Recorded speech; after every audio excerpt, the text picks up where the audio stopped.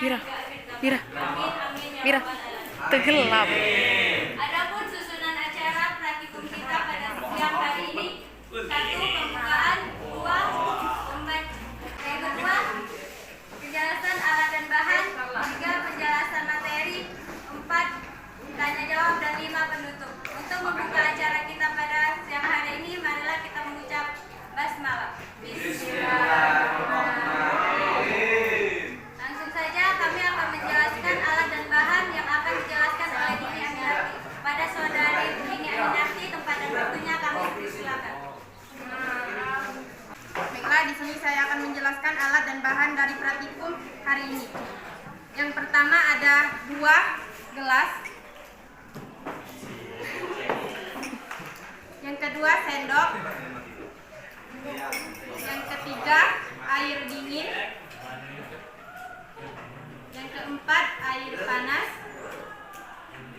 Dan yang kelima gula.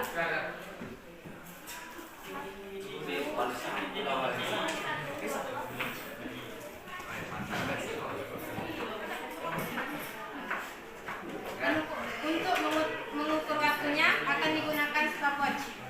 Pertama kami akan memasukkan air ke gelas air panas.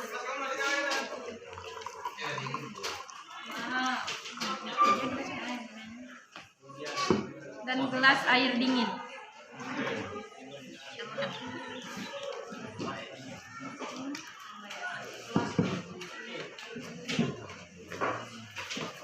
Yang kedua, masukkan gula ke dalam larutan air.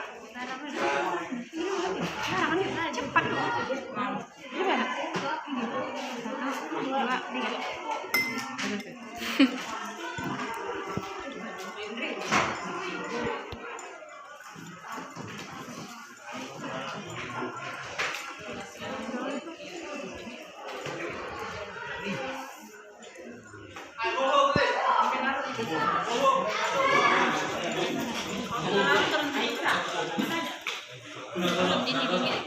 Dikit sampai catat yang panas itu berapa dan pada waktu berapa?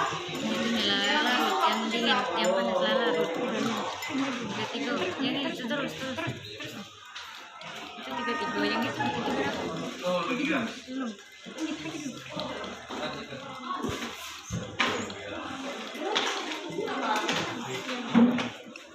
Belum masih itu.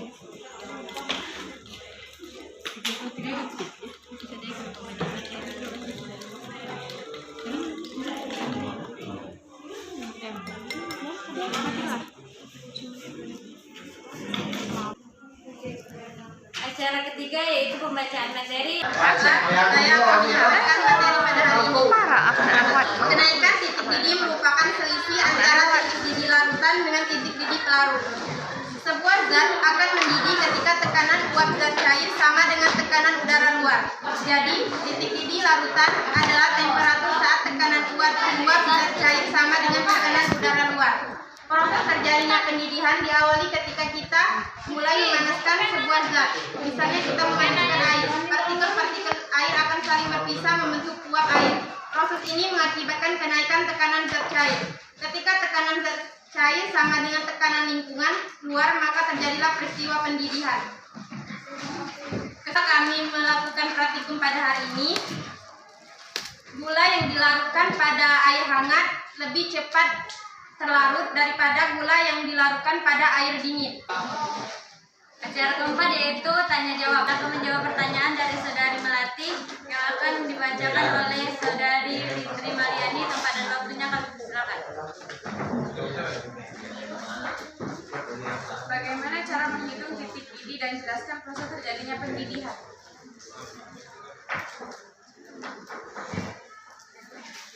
Cara menghitung titik didih adalah delta TB sama dengan titik didih larutan, titik didih pelarut dikurang titik didih pelarut.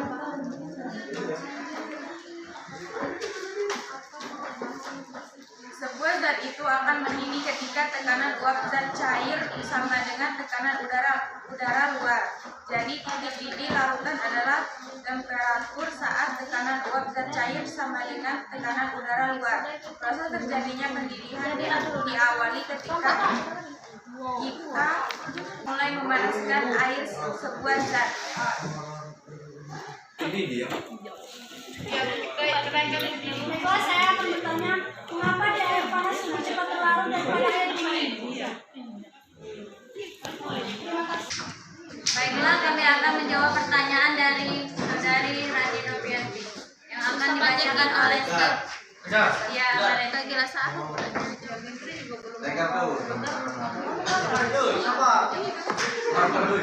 Perkenalkan, nama saya Rizky Amarantin. Saya akan menjawab pertanyaan dari Melani, yaitu mengapa air panas lebih cepat melarut daripada air dingin?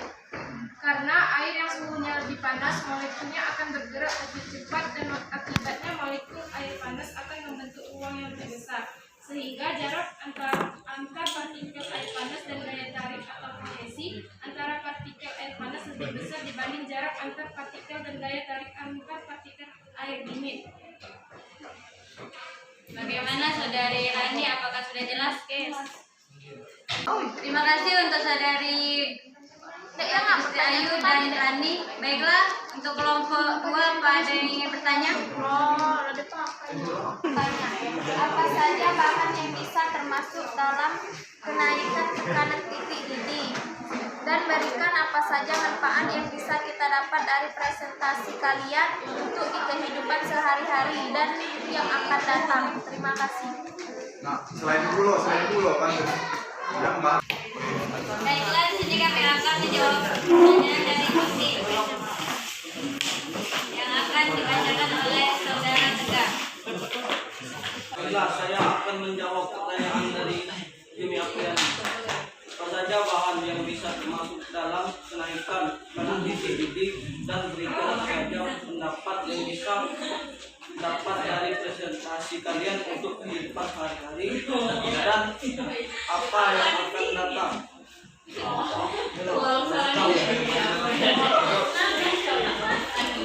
Pendapat kenaikan titik didih dan kehidupan dalam sehari-hari adalah: 1. Cairan anti beku pada mesin mobil. 2. Menambah garam saat memasak. 3. Mengukur massa molar. 4. Penyulingan gula. Saudari Jimmy, apakah sudah jelas?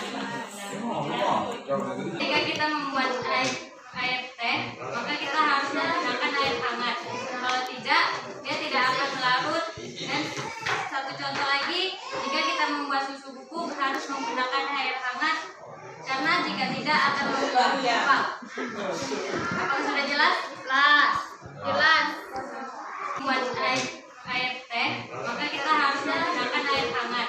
Kalau tidak, dia tidak akan melarut. Dan satu contoh lagi, jika kita membuat susu bubuk harus menggunakan air hangat, karena jika tidak akan membuat lupa. Apakah sudah jelas? Baiklah, di sini kami akan membacakan kesimpulannya, yaitu jika gula dilarutkan dengan air yang lebih panas, maka akan cepat terlarut. Dikarenakan molekulnya akan bergerak lebih cepat dan akibatnya molekul air panas akan membentuk ruang yang lebih besar, sehingga jarak antara partikel air panas dan gaya tarik antar partikel air panas lebih besar dibanding jarak antar partikel dan gaya tarik antar partikel air dingin.